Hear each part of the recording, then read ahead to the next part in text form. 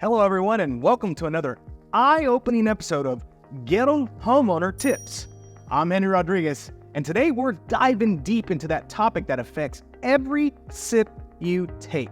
The science behind water filtration and how filters remove contaminations from your drinking water. Clean and safe drinking water is a fundamental necessity, yet our water sources can be contaminated by various impurities. But water filtration is the unsung hero that ensures the water you drink is free from harmful contaminants. At its core, water filtration is a sophisticated process that involves removing undesirable particles, chemicals, and microorganisms from the water. Now let's explore the different stages of water filtration and how they effectively remove contaminants. Mechanical filtration strains out the larger particles, while chemical filtration uses substances like activated carbon to absorb pollutants.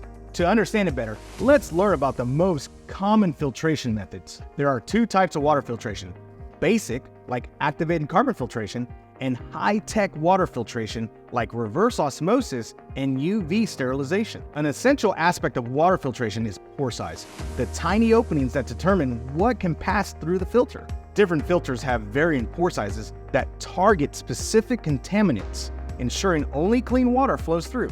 But how do we know if the filters are effective? That's where testing comes in.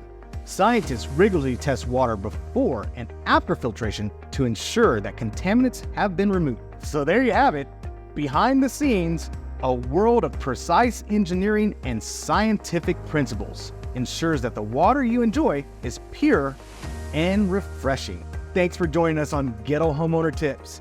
Until next time, may your water always be crystal clear and your health well protected.